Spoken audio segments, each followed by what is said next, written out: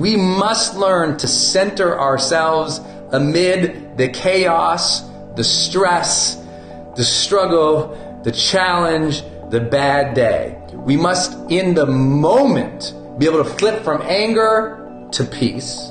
In the moment, be able to flip from stress to clarity, to ease, to freedom. We must teach ourselves to center ourselves both when we don't need it and when we do need it. And I think that's what's really important. I think one of the greatest disciplines we can ever give ourselves is this topic of centering. And so we must actively train ourselves as if we were going to have 10 times the pressure on us as we seek to achieve our dreams. Because I'm sure how many of you guys feel like the next mountain you climb is going to demand so much more of you than the last one? Like many of you guys, you got your dreams and your eyes set on huge ambitions, huge aspirations to provide for your family, to change the world, to do something significant and important. And when you've got that big dream way up there, trust me, it will demand more of you next time. So you must start training your mind now to deal with stress. Many of you, that means it is finally time to start learning meditation.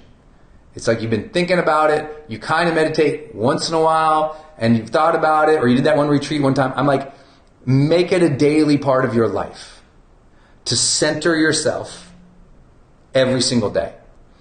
For some of you, centering yourself, that just means closing your eyes, thinking about who you want to be, thinking about what's important, just calming your mind down. Other people, centering is like that can be just like if you're super stressed, lay down, take a quick nap. For some of you, that can mean like the important self-talk. Some of you, that means meditation. Like for me, if I don't center myself every day, twice a day, actively, the next day I know I'm going to get short with somebody.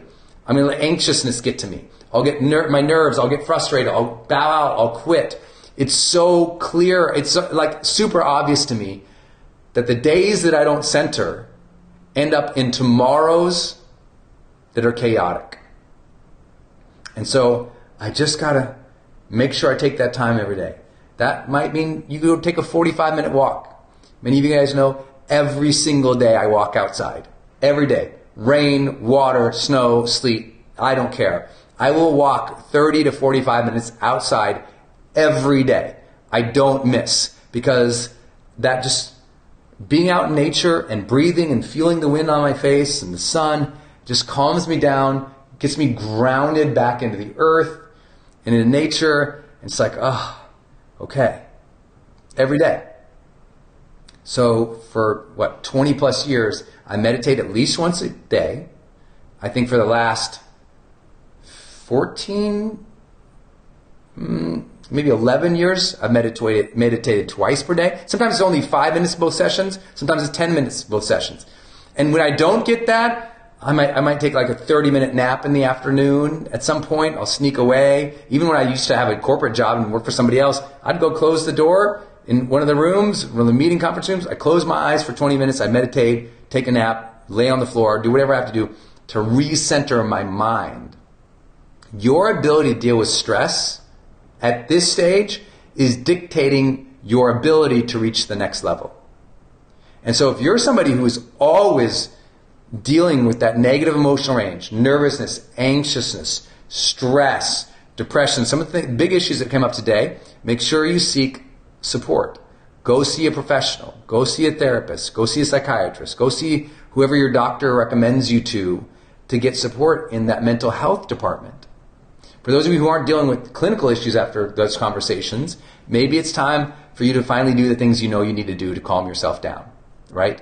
Don't look at so much social media every day, because going into here is not centering you. This is reaction mode. That's all this is. Reaction, reaction, reaction, reaction, reaction, reaction. And every one of these swipes is firing more chaos in your brain. Like literally, it's hitting more dopamine. And it feels reward, reward, reward, reward, reward. But your eyes are burning, your attention is burning. You're exhausted after not reinvigorated. We need reinvigorating activities for you each day. So what are some reinvigorating activities? Reinvigorating activities for me always start with sleep, always include meditation, always include a walk outside. For me, always include a cold shower. I know none of you're going to hate the idea of a cold shower. For me, I take adaptogens. These are stress support supplements that help me just like, okay, more able to deal with the stress because my mind is a squirrel and it's crazy, so it centers me. Again, that's the same product. It's HPX optimized for me.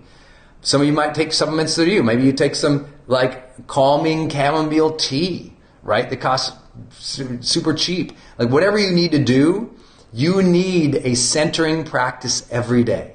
Because the more you center yourself every day as a discipline, then in the moments that matter, the more you're able to lock it in. So a couple things you can do in moments that matter, right? When all of a sudden you feel yourself get angry, you feel yourself get freaked out, and that's about to win, the very first move you must do when you feel that coming on, when you're like getting whacked around into chaos, the very first thing I want you to always remember to do is center in on your breath. I want you, soon you feel like angry, start taking deep breaths from the belly, and I want you to count those breaths 20 times. Just start. Like immediately start counting your breathing. If someone's hollering and screaming, before you holler and scream back and react, breathe. The best way to center the mind and the body is through deep breathing. There's literally thousands of years of research behind this in terms of both the more anecdotal to what we now know in neuroscience. That deep breathing can deeply calm the mind and help you make better decisions. So just breathe. Just breathe. The first thing is breath awareness. Second thing is body awareness. Be attentive to when you feel like how are you holding your body? A lot of people get really tense in their shoulders and their neck, which is cueing their brain to go, emergency, emergency, emergency, get out, scream, holler, fight. And what I want you to do is first breathe. That's breath awareness. Second, body awareness. Drop those shoulders, pull that chest out, elongate that neck, put your feet shoulder width, just stand up. Like just be tall and stand and breathe. That's huge. If you're alone and you're feeling these things, or if it's proper, because sometimes I do this with my wife and she's around, all of a sudden I start feeling anxious, upset or something, I will literally drop down in a downward dog, I will breathe, I will roll around on the floor I would just go, I'm telling you what, I will just start stretching myself out right as we're in a conflict. I know, I'm a child. No, she knows it's appreciated because I'm calming myself down. Because for me, centering is a very physical thing.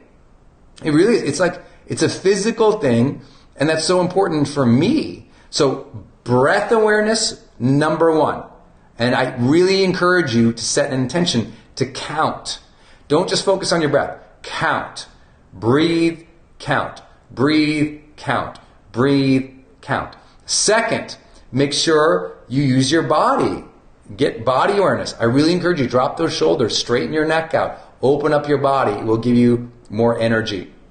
And then third, what I really encourage you to do in centering, and this is really important, as you're breathing out, when you're breathing in, a lot of people think of just breathe in. I want you to breathe out, but imagine yourself breathing out and it's just dropping the energy and grounding the earth and pulling it up and grounding it to the earth. Like your breathing out is just as important as an intention is breathing in. And if you can get in that mode, you just start noticing you feel better. And then that third piece though, outside of the centering into the ground, the third thing is intention, intention, intention. For me, I train myself on the 3 words I want to be, and I'll remind myself of those 3 words, remind myself of those 3 words, remind myself of those 3 words. Because it's easy for me to be reactive and be responsive, and instead I want to be intentional. So know those 3 words that really defined you. And repeat those. Like oftentimes if you ever see me around and I'm like this, all I'm doing is I'm kind of rocking, I'm breathing in and out deeply, I'm getting attentive to my body and my posture, and I'm repeating my 3 words just to reconnect. Because I do that every day. In the moment of crisis, because see, moments of crisis, it feels like everything's out of control. But what can I control? Breath, body awareness, what I say to myself. Breath, body awareness, what I say to myself. I do that over and over and over again, and it really helps me lock back in. I hope this supports some of you, because emotionally, learning to be centered emotionally will so support you as you go to change your life. Today, I get to share some ideas with you on health that I've learned in my own personal journey, but also as a high performance coach for 16 years. You know, one of the fundamental, most important things that we all want in our life is a sense of vitality. And that vitality is, we want to feel, mentally engaged, alert, focused, enthusiastic. We want to feel energetically, like physically energized, right? Physically, we want to feel a sense of that health. And it's one of really the only 4 things that we all deeply desire. We talk a lot about it here at GrowthDay, that you can give anybody anything, but what we all really truly want is aliveness. That's what I mean by vibrancy, connection with others and with ourselves, meaningful pursuits, things that we're doing that we enjoy or see as important or contributing, and growth, like growing as persons. So all of that is really important, but that sense of aliveness, I always put that at the top of that little diagram because it's so important to us. When we don't have a sense of aliveness, even if we have amazing relationships, when we are fatigued and wiped out, we can have the greatest marriage or partner or spouse or intimate relationship, but the zest isn't there. We can have a great job. We can have incredible opportunities to serve. We can love our passions and our hobbies, but if we're wiped out, it doesn't feel as good. I know you all know this. And that is why it's so important that we focus on our health. Now, I want to do full disclaimers with you. I am not a doctor. I'm not a psychiatrist. I'm not a neuroscientist. I am not a health advisor, coach, or medical professional in any capacity. I'm a high performance coach. This means I work with people primarily on their mindset and their habits and their relationships. And today, what I'd like to share is a couple ideas. And I'll remind you, as a high performance coach, one of my fundamental jobs is to challenge my clients to a higher level. So in doing that, I will, of course, share my own journey and my own struggles, but I'll mostly focus on what we've learned in the science. I will also share with you the idea that I'll be empathetic about it, but also I want to be that person who challenges you in this area of your life. For 15 years, every audience I have stood in front of in my life, I have said, if this has not been the year that you have made the decision as an adult to get in the best health of your life ever, make that this year. I've said this for 16 years in front of every audience I can get in front of. Because I believe most of us, we look back, oh, I was healthier when I was a kid, or maybe I was healthier when I was in my 20s or whatever.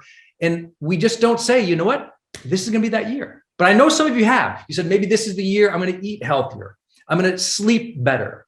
I'm going to work out more. I'm going to pay attention to, my nutrition or my supplementation. I'm going to run a marathon. What you all do as strivers and achievers always blows my mind, and it raises my aspiration. But I want to do the same thing for you today. I want you to raise your aspiration and your vision in your health. Even if you're struggling right now, which you can hear we all do. Even if it's been a challenge in the past, okay. But at some point, we have to take dramatic personal responsibility for our health if it's true that we all want a sense of aliveness, mental energy, physical vitality, that pop and zest in our lives. And if that's true, then accept the challenge today. And please be aware, I'm offering this today in that context, knowing as we can have the empathetic conversation, but we also must have the personal accountability and personal vision conversation in personal growth. And that's my job for you today. My job is to raise that level up. That's what I do as a high performance coach. Those are my disclaimers for you today, because as I jump into my points, some of them will feel like I'm pushing. And I know sometimes people say, you know what? He doesn't understand, or he thinks everybody, I'm like, no, I understand, but it's still my job. It's my job as a high performance coach, to lift that higher level, to be that kind but demanding force in our lives, in my life, in your lives. If I didn't demand more from myself than how I naturally felt all the time, trust me, there would be no growth day. There would be no 500 million views of my videos or 100 million downloads of my podcasts. There would be no impact. We would have never met, because it's very easy for me not to do my daily job or my health routines, just like you. It's an easy choice not to do the things we know that are good for us. How do we get us there? We've got to set a higher standard. We've got to demand it of ourselves. So forgive me, that will be my framing today. It's not always popular, especially in the health category, to say these things, especially in the mental health category, to say these things. So please understand my framing. Not a doctor, high performance coach, gonna challenge you. And you'll know that with this very first point. So here we go. My first point today is health is luck, ... and self-respect. Woo! The first time I ever said that, it was by accident on stage, and I heard myself, I was like, ooh, and the audience kind of hushed out a little bit. I thought, uh-oh, I'm in trouble. But here's what I mean by that. Health, we have to understand, there is a evolutionary and a biological reason that you feel the way that you do, right? It's very important to understand in both, I really believe, mental health and physical health, it is that kind of 50-50 kind of thing. And when we blend it together, by the way. But there's no question that some people biologically feel more fatigued or more depressed or more anxious. We have to understand that you and me are not the same biologically in how our energy might be. And I hope that that always introduces empathy and compassion, that there's a big luck card that we get. I have friends literally who are born without limbs. I have friends who are born with conditions in which their brain functions in very unhealthy ways. I have friends who've died so early of cancer. I have friends who have struggled with mental health. I have friends who've committed suicide. I have friends and family who struggle constantly with all sorts of biological health issues that is quote unquote not their fault. And it's important to realize that.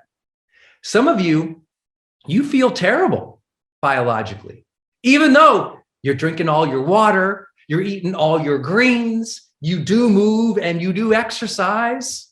And so I'm here to say there is no preaching. We all have to take the cards we've been dealt and figure out how to care for ourselves, how to optimize the best that we can, how to improve, even if it's a little bit, incremental by incremental. But it starts with a biological understanding of where we are at. And this is why, again, as a person who's not a medical professional, I'm like, listen, if you don't understand closely how you feel and why you feel the way that you do, please, please, please, if you've never done it, go get a full workup of every friggin' health test you can. As an adult, as somebody who's accountable for your health, go get the blood tests, go see the nutritionists or the dietitians, go work out with the trainer, go literally do all the genetic testing that you can do to understand what's up with you. I always tell the story of a friend of mine who's one of my partners in one of my businesses, one of my best friends in the world, who discovered at the age of 40 that, every morning he always had the sniffles and his nose was running and he's clearing his throat and everything. And found at the age of 40 that he was allergic to eggs. At the age of 40.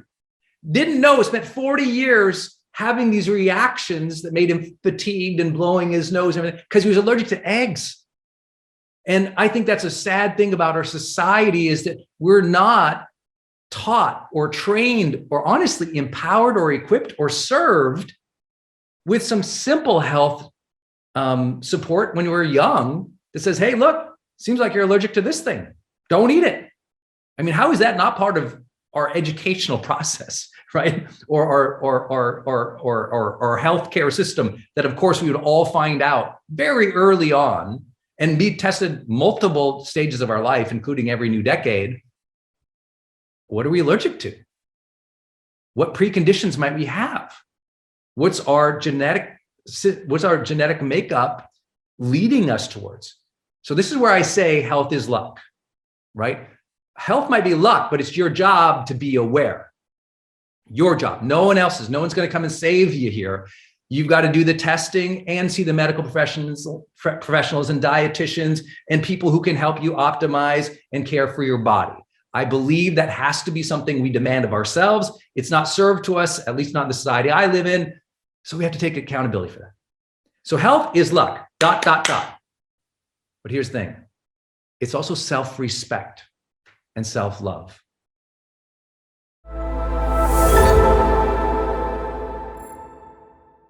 In Tuscany right now and answering your guys' questions as always, but this one was a really good one and perfect for our setting, which was, Brendon, how do you find inspiration?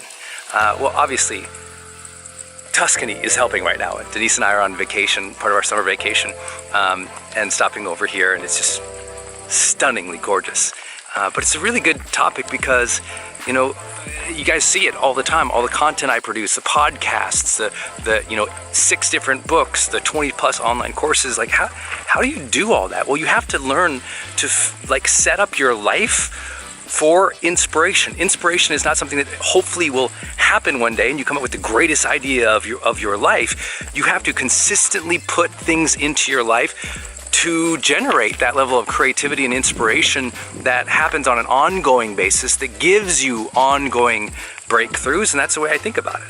You know, on this trip, let me share 4 things that we're really thinking about to get inspired. All right, number 1 thing that I think of with inspiration is adventure. Because what we often think about is, well, I'll just be inspired by, picking up social media and I'll scroll through things and that will help me become more inspired. I'm like, no, that will help you become distracted or become someone who mimics other people.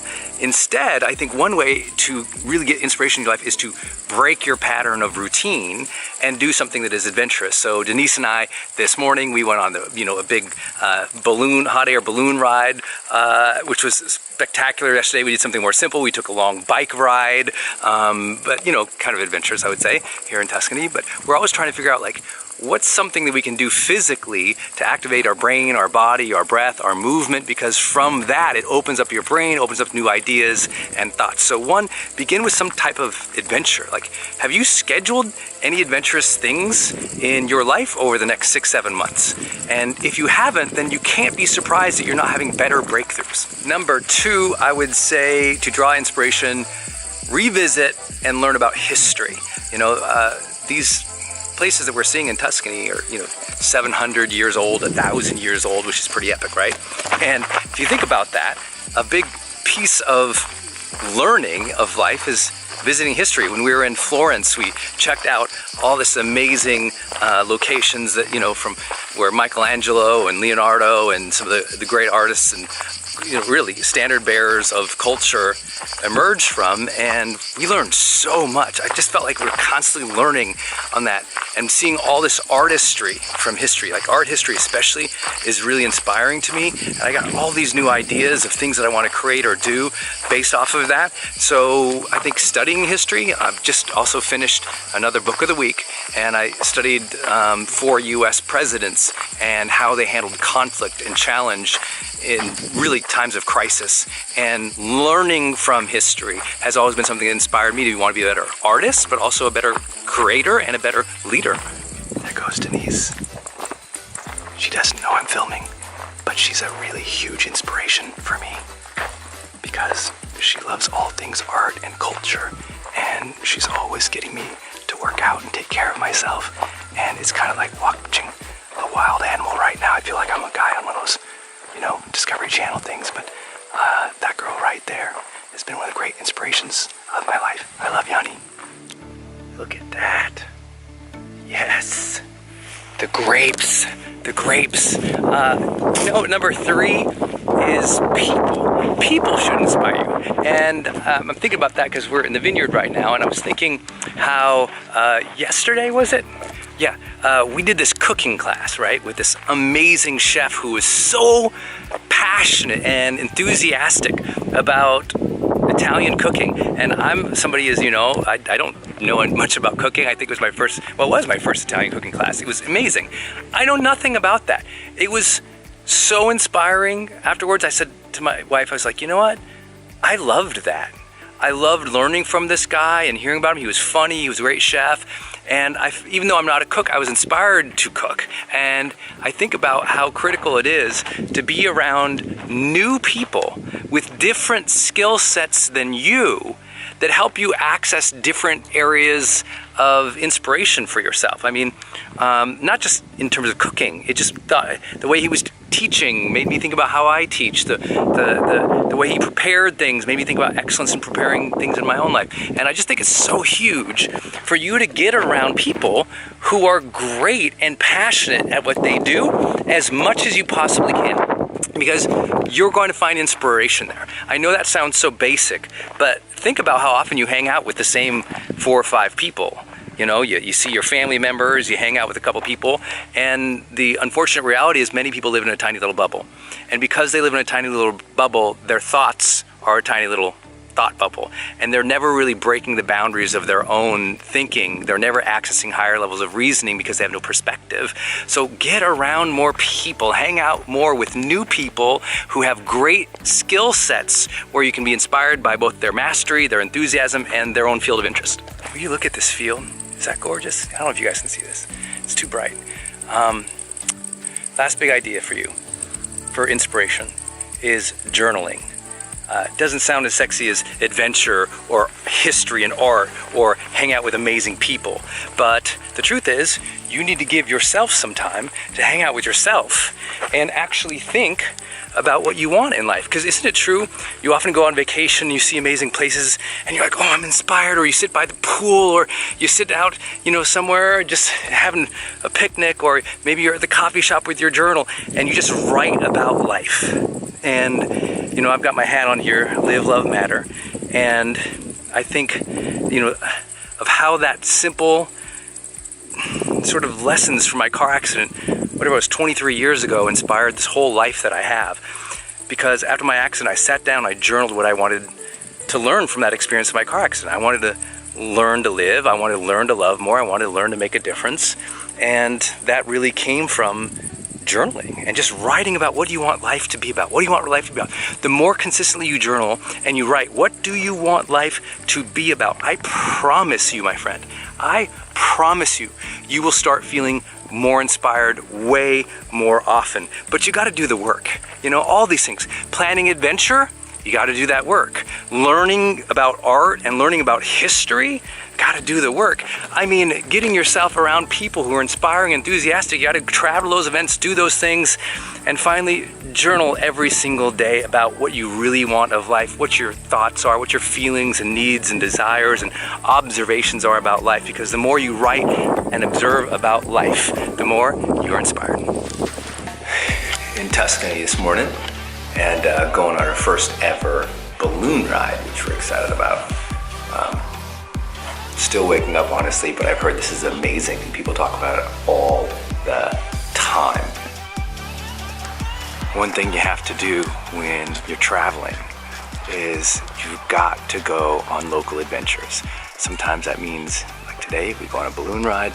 Sometimes that means, we go on a bike ride. Sometimes that means we take helicopter tours, wine tastings, go to the best restaurants, have some chef things, or just go to local park and have a picnic. It doesn't have to be fancy, but the whole point of traveling is to get out and about and enjoy life a little bit.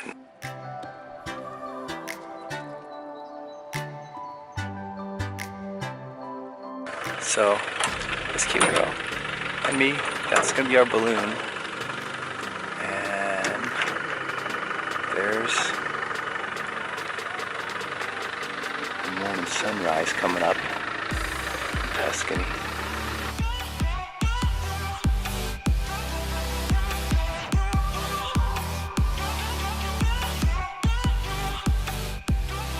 sunrise on this side.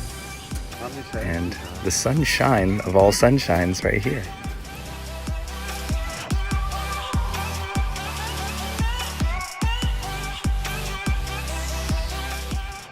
Wasn't that smooth? It just came down so smooth, and then, I mean, I think he landed like right over there, kind of touched the ground really softly, touched it again, and then put a little more air in it and bounced it right onto the back of his trailer in like one smooth dance move. And now they're letting the air out. And that's our balloon adventure.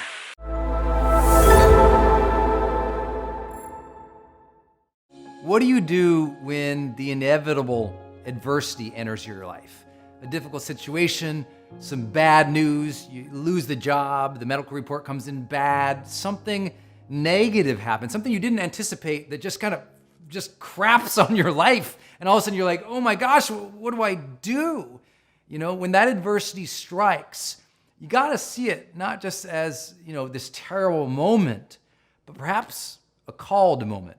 A moment in which you are being asked to rise up, a moment when you are being asked, being challenged, being brought to task, to be able to summon your real strength, to be able to summon more empathy, more love, more caring, more strength, more ambition, more go-to-itiveness. I don't know what it is for you, but when adversity strikes, I always keep a pretty positive head on my shoulders and go, okay, this is hard.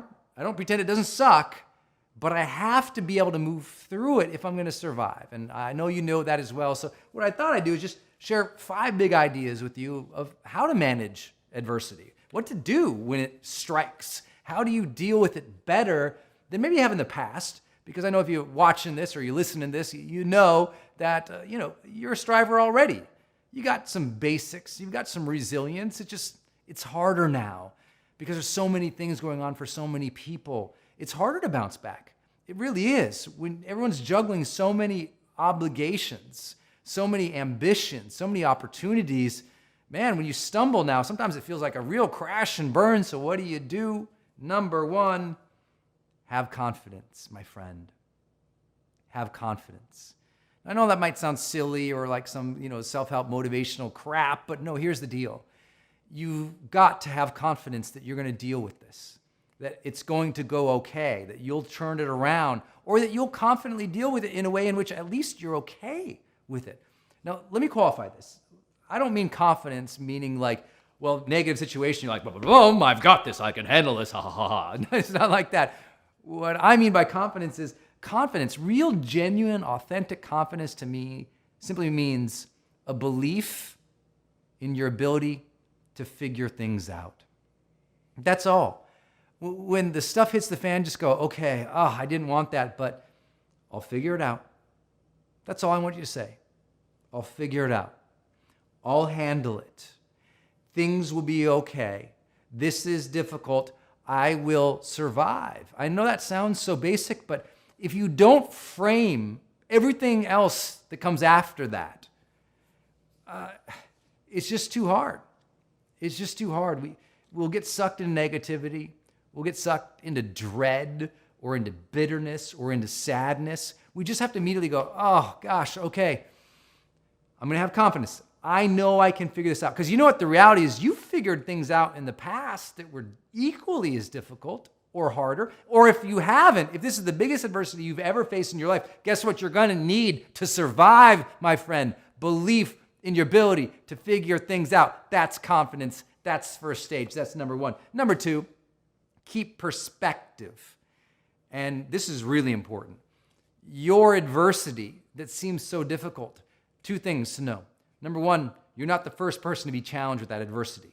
Out of 7 billion people and thousands of collected years of recorded human history, none of us are going through anything that unique.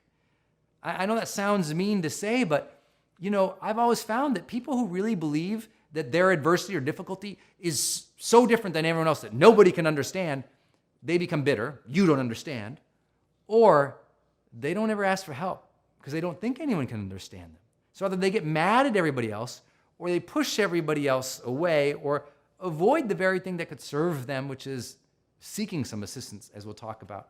So what I'd like you to do is keep perspective. No one is the first person to ever get cancer anymore. No one's the first person to lose a child anymore. No one's the first person to lose a limb anymore. No one's the first person to be in a car accident anymore. Other people have gone through it. So keep perspective. Realize that, there's only two stories in humanity's narrative. That's struggle and progress. Lots of people struggled through what you've been through, but a lot of people have also progressed through it. So never feel alone.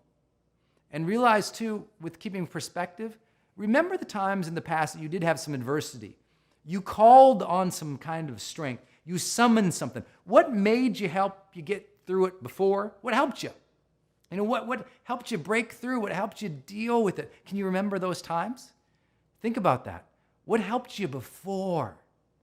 What helped you before? Remember those times. It will help you keep perspective. You're not alone. You've been through some stuff before. Believe in your ability to figure this one out too.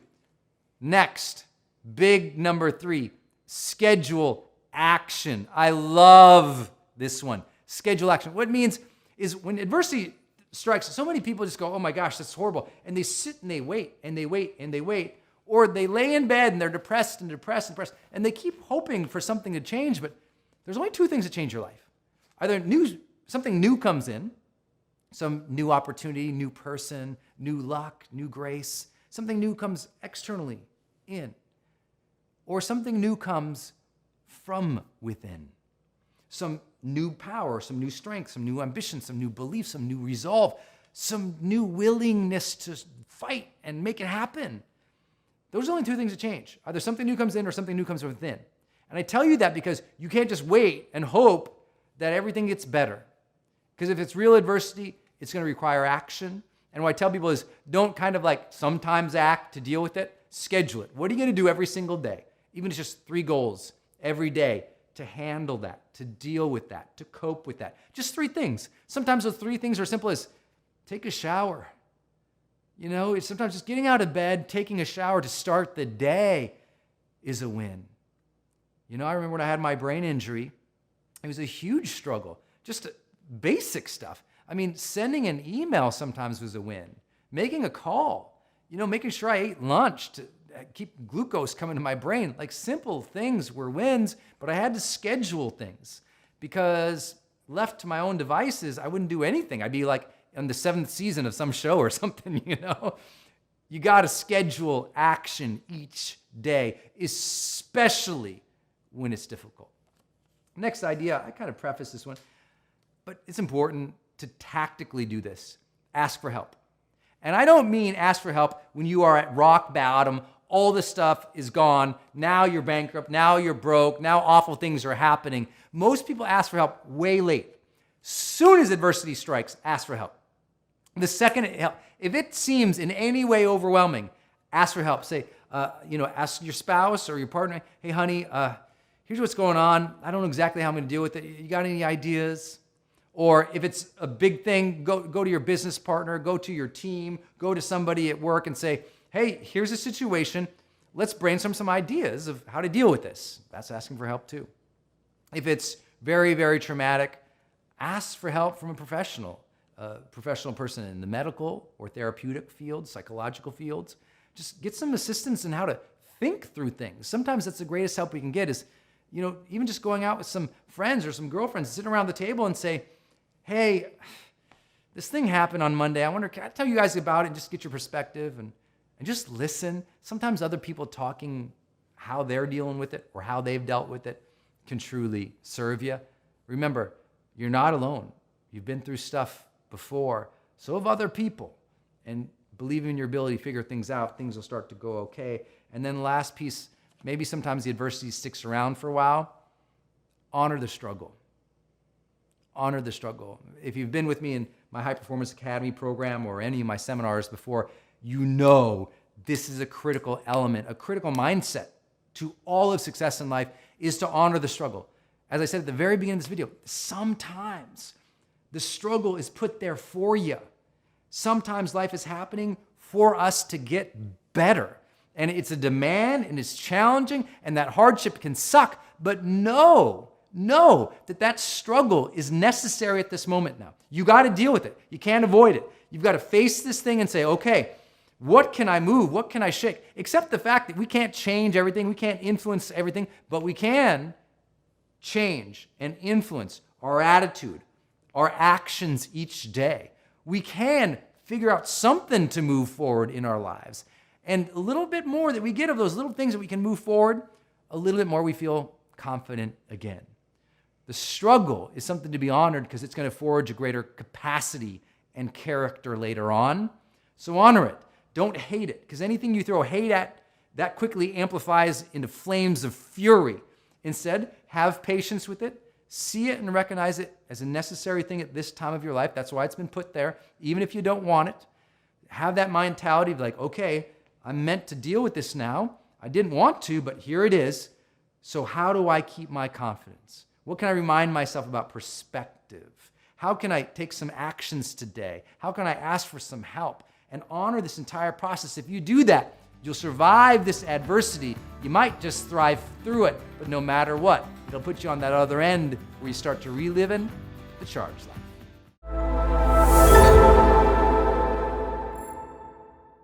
I call it the 3 E's. Okay, the 3 E's of a relationship. This is when I know a relationship is great and can improve in a conflict situation. So if I'm mediating or counseling or coaching, here's what I do. I watch for, in those initial interactions, when they're coming in, they're describing the problem as an example to me. I watch for the 3 E's. First one, empathy. Empathy.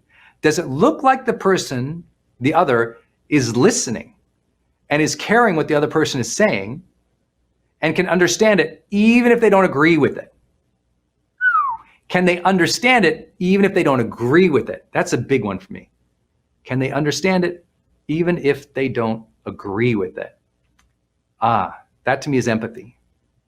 They care that the other person is hurt or confused or upset about something. Like there's just empathy. Often it's nonverbal. I can see that. The nonverbal stuff is the easiest. But often what people don't understand is a lot of times empathy looks like listening. Even if you don't agree, it can listen, like this can be empathy. Literally, this can be empathy. Like you think they're crazy, but you're giving them the allowance to speak. It's empathizing enough. Like we all believe that empathy is warm hugs and sunshine, but a lot of the time empathy is allowing turn taking, asking a question, waiting, nodding, not arguing. Or it's saying, I heard you say this. I see it this way. It's those simple notes of validation, time, openness make all the difference. Second thing I look for of the 3 E's, the first E is empathy. Second E is enthusiasm. I think enthusiasm is the master of all emotion, right? Even more than love. People are like, you're crazy. I'm like, no. I know lots of people who have love, but there's no enthusiasm in the relationship anymore. There's no intimacy, no pop, no vibrancy, no variety. It's like they care for each other, but there's no energy behind it. I think the energy behind things is enthusiasm. When we're excited about building our life together. Or listen, when we're excited about solving this problem together. I remember the first, I was doing a divorce referred mediation. I was in grad school. And I knew this couple was going to survive. It was 5 minutes into this thing because they were just we were so excited to solve this thing together. And I was like, you're going to be great. I immediately knew. And it was so easy. It was not easy. It was so well resolved because there was enthusiasm. Even if we don't agree, enthusiasm for the solution. Enthusiasm to move out of this crappy time. I love when people do coaching or counseling, and I've talked to therapists who go, oh my gosh, they were so happy to finally share their hatred for each other. They were so enthusiastic to get it out and to talk about it and to start working on it. The enthusiasm to work on it, the enthusiasm to improve it, the enthusiasm to build that future together, the enthusiasm to resolve it, that is such an indicator of things. So how do you feel? Are you enthusiastic to improve that relationship, to grow it? Are you enthusiastic to go deeper, enthusiastic to do the things for your other? who just loves it? You know, are you enthusiastic about them and their life? So important. Empathy, enthusiasm. And the third one, encouragement. The strongest relationships are built on encouragement, right?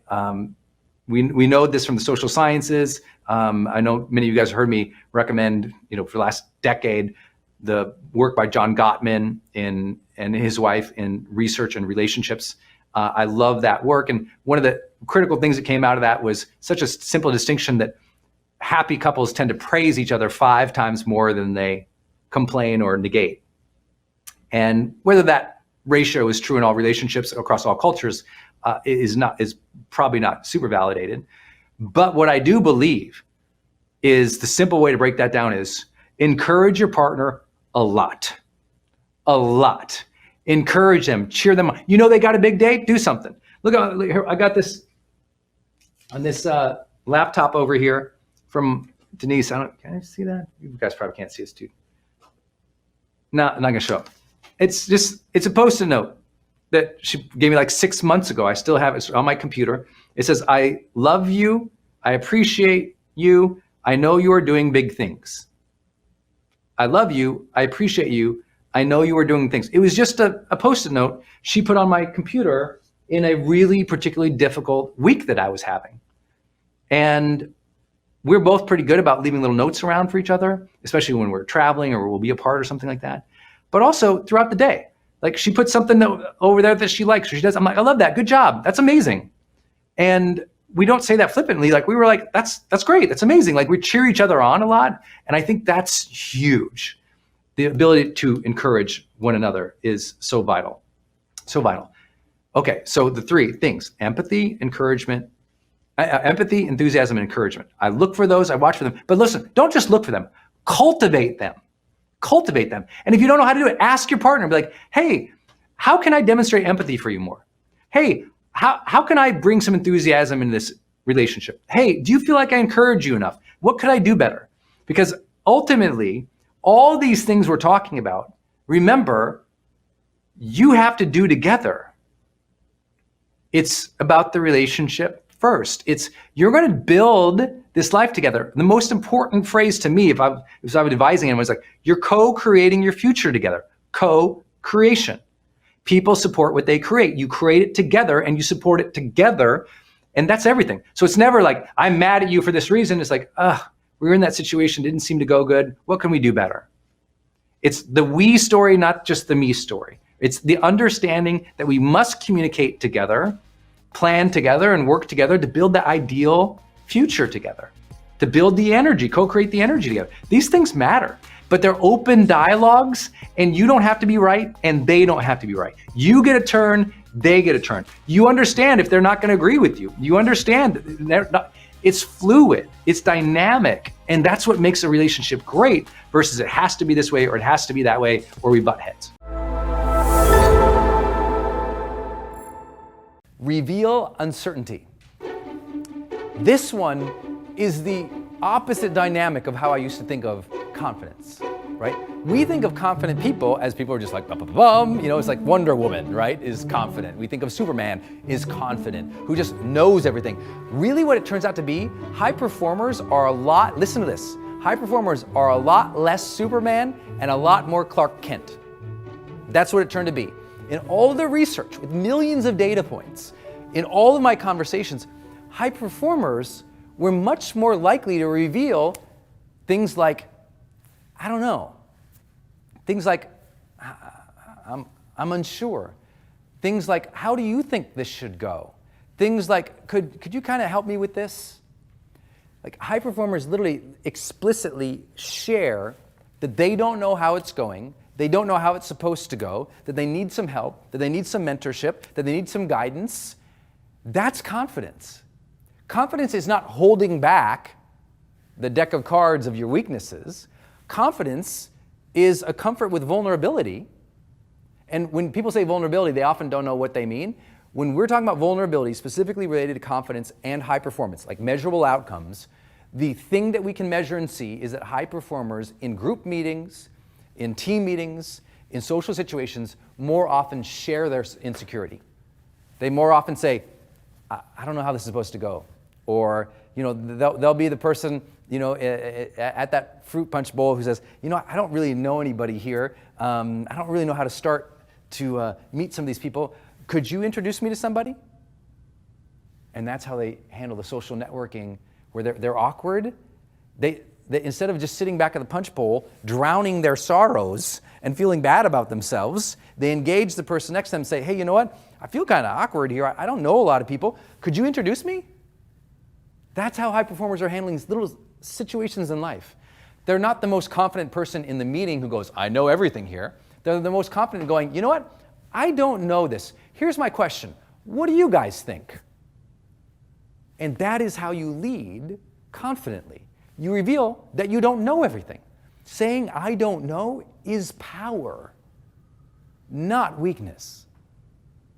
But you've been trying to do too many things on your own. And that's one reason you don't have the confidence you deserve at this stage of your life. Because see, I didn't want to start with my definition of confidence for you, because I want you to be thinking about it, but I'd like to share it now that we've talked about defining and measuring it.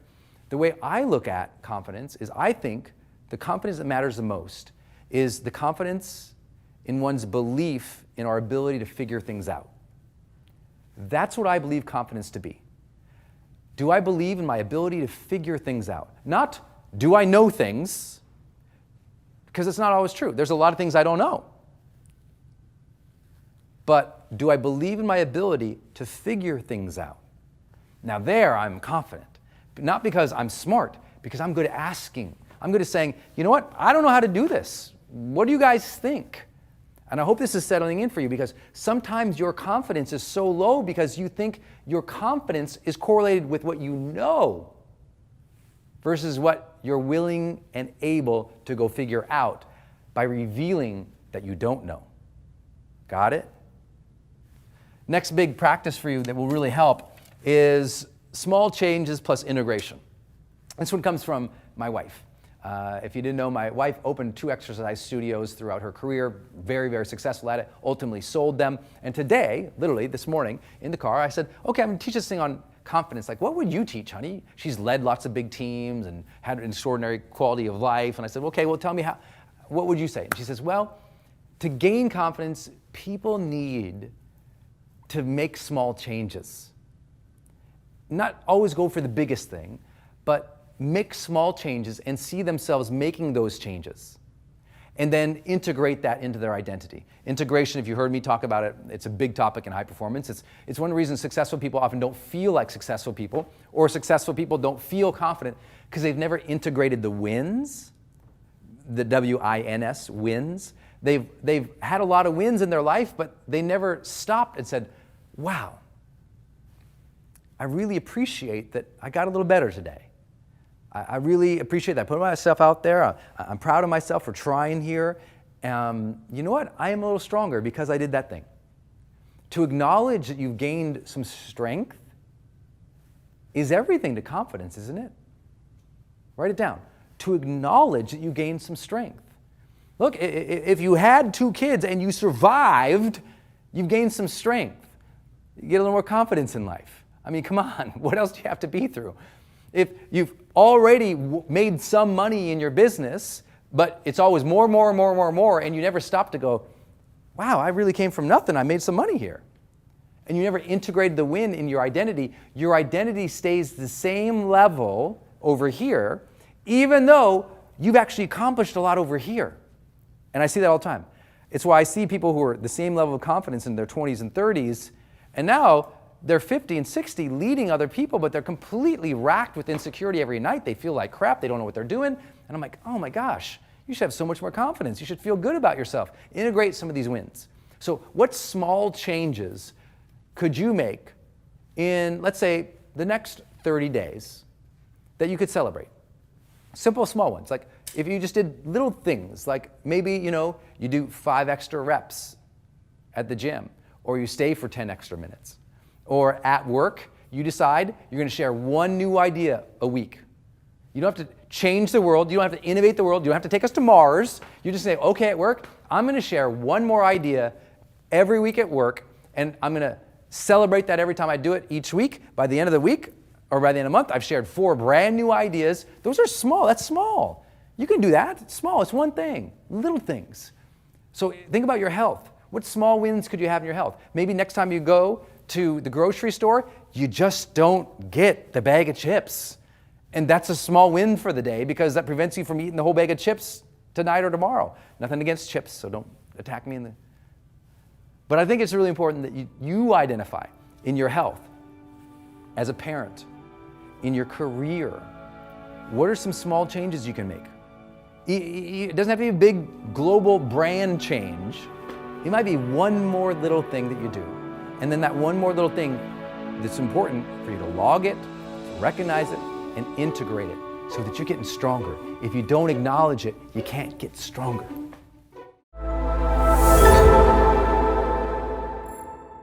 Hey everybody, it's Brendon. Have you ever heard that advice to take risks, but you felt like, well, I don't want to take risks. No one likes risk, right? No one wants to say when they wake up in the morning, I'm going to take tons of risks today. Usually risk brings about fear. We're worried that if we take a risk, we'll fail, other people will judge us, we'll look stupid, we'll feel uncertain or unsure of ourselves, and nobody likes those feelings or those outcomes. So as much as people say take risks, it's easy for us to say, nah, I'm not into that. But we also know intellectually that we can't grow unless we take more risks. That your next level of success, that leap from this level to that level, there's gonna be risk there. You know, it's from here to there, and there's that gap in between. You don't know as you take that leap if you're gonna do well. That's the risk. You might fall, you might fail, you might not do well. But if you're not making those leaps and taking those steps, you'll always be stuck where you were yesterday. And to grow, we've got to have a lot of courage to jump into those risks. So let me give you maybe a framework for how to think about taking risks. You know, I always think about 3 ways to think about taking risks so that I'm continually pushing and growing myself. So the first thing I think about when I look at my career or I look at my life, the first risk I want to take is I want to make whatever I'm doing harder. I know that sounds weird, but I'm like, how could I make my job more difficult? Because in taking that risk to make it more difficult, I'll grow. I'll give you guys an example. Last weekend, I had the blessing to keynote a conference in New Orleans. Some of you all were there. It was at the Superdome in New Orleans, which holds like 100,000 people, but they kind of spliced it in half with a curtain, and they had 20, 30,000 people in the audience. This was for the Beachbody Convention, and it was a blast. Now, I could get up and talk to 20,000 people pretty regularly in my life. I'm doing it again next weekend. It's what I do as a motivational speaker, right? I'm used to doing that. But I could just go on stage, do my thing, and get off, and that wouldn't be serving the audience as much. And so I asked myself, how can I make this presentation even harder on me so that I can grow? So I text 2 of my friends who happen to be in that organization, Tony Horton. Many of you guys know he is kind of the founder and trainer for P90X, and Chalene Johnson, who does PIO. And I text them both, I said, what's your hardest exercise move that people usually can't get? Because both those people are gonna be at the conference, and this was a lot of their super fans, so I was like, let's go. So Tony told me, he's like, the donkey kick is the hardest one. The donkey kick is basically, you do a handstand, you kick your legs out, you land back plank position, you run your leg through like threading the needle in yoga, and then you return and you do a burpee, okay? And Chalene said, well, the hardest one is like, what she calls the PIO flip, which is like, imagine doing a bridge, right? But then going to kind of one arm, and kind of like you're doing a bridge this way and one arm goes that way. I mean, it's not easy. So I decided in front of 20,000 people to do those 2 moves back to back in a suit. So imagine doing a handstand in a suit, kicking your legs out, threading the needle, then flipping over, doing a full extended bridge. Not easy, but I did it because it would be hard. Does that make sense? Part of the reason I got better as a speaker is because I was pushing myself. I mean, I used to be, it's very comforting and easy to give a big speech and, you know, have a transcript or all these notes to read from. But I said, one day, I'm gonna be able to get up on stage and give a speech with no notes whatsoever. Now, that's hard, that's not comforting, it's not easy, but it's by putting challenges in front of ourselves that we grow. And that's part of taking risks. I always say it to people, look, if the only challenges you're dealing with in life right now are the ones that life dealt you, then you're not living a fully conscious life yet. And what I mean by that is you're living a life of reaction. If you're not moving if you're not moving towards harder and more difficult goals, if you're not giving yourself challenges, if you're not taking risks consciously, then you're just reacting to the world, you're not growing. And so challenge yourself. The next time you're going to go do something, your art, your career, put yourself out there, try something, make that sales call. How could you challenge yourself to make that process even harder so you get better? Obviously, you need to do that in the gym too, right? I mean, part of growing a muscle is stretching it and making it harder, making it difficult, pushing it beyond its current capabilities. That's how you grow muscle. Same thing, that's how you grow in life. The second big thing I think about is how do I do what I'm doing and take a risk by being different, right? So think about what I've shared so far. The first way to take a risk is to make your process harder so that you grow and stretch. The second way is to do something very different. I mean, maybe you're already good at something, but now you're going to completely switch up how you're doing it. Right now, many of you know, I have a podcast. I'm about to change that podcast from something that's been very successful. We had top 10 for over 100 weeks in my category. We're completely changing that up. So for those who listen to The Charged Life, that's going to be switching up this weekend to the Brendon Show. And it's completely different. It's a new format. We don't need to do it. The old way worked fine. But part of taking risks is making yourself evolve, not being the latecomer to evolution, right? So think about how can you do something different. I'll give you an example. When we first started my YouTube channel back in 2014, when we really started doing weekly YouTube videos, Travis had this great idea. He said, you know what? What if we did our videos in black and white? And back then, nobody was doing videos in black and white on a weekly basis as part of a show, certainly not in personal development. So we did it. It was completely different. It was a risk for us. I mean, would it work going from color to black and white in the modern era? It did. And some of those videos took off. I mean, million views, 2 million views, now some of them entering their 3 millionth view. That happened because we decided to take a risk and be different. So how can you be different in your category, in your career, in your field of interest, whatever you're doing? How can you purposefully choose to evolve and do something different? Because that's a risk. And sure, not all risks are rewarded, but I'll tell you what's never rewarded: stagnation. And then the last one, part of taking a risk is being more personal. Teaching yourself to share more, to be more vulnerable. It's hard, I get it. I'm in front of a camera, in front of stage all of my life. I shouldn't say my adult life. I mean, over the last 10 years of my life, it's been a very public journey for me. You see, if you're on with us on Facebook, we have 5 million fans on this Facebook page alone. Doesn't count our other Facebook pages. We've just started and we're growing our Instagram channel. Hey guys on Instagram. I mean, this has been a journey for me of being in front of the public eye.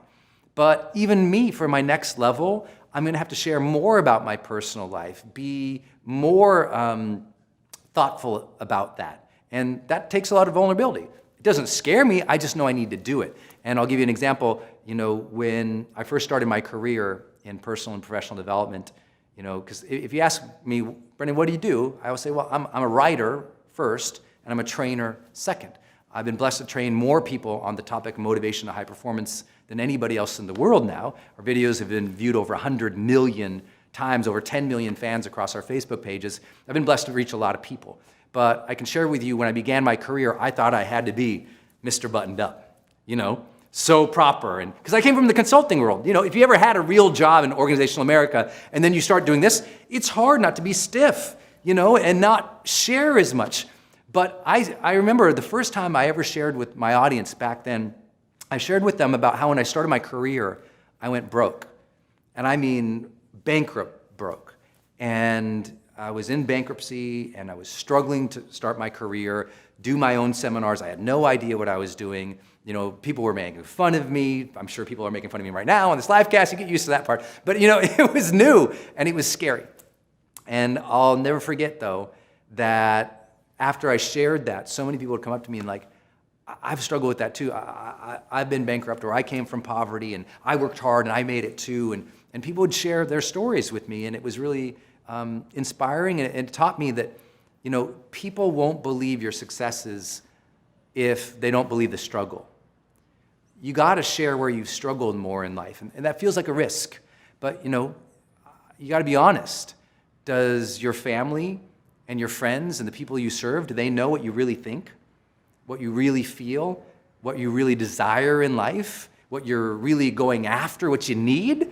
Because if they don't know that about you, that's not taking risks. Look, being quiet and avoiding difficult conversation is not taking risks, and it's not the path to growth. The path to growth for so many of us is another level of personal authenticity, another level of personal sharing.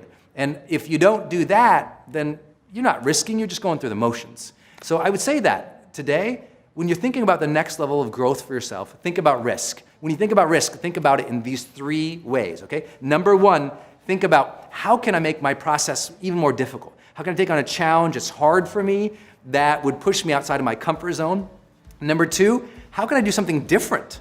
I mean, even though I don't need to do something different, like really switch things up. And then number 3, do something more personal, share something more personal, and watch how those risks start rewarding your life. Look, we can all go from, you know, an average person to an achiever, and we can all go from an achiever to a high performer, but it's gonna take some new habits for you to get there. And I hope that this conversation about taking risks inspired you to think about just that. This can be your day for personal growth. This can be that day you committed to and you remember and you go, that was the day I got myself a community. I got better coaches. I committed to making my life the absolute best that I could. This is that day. Make today your growth day. Click the button on this page and sign up right now.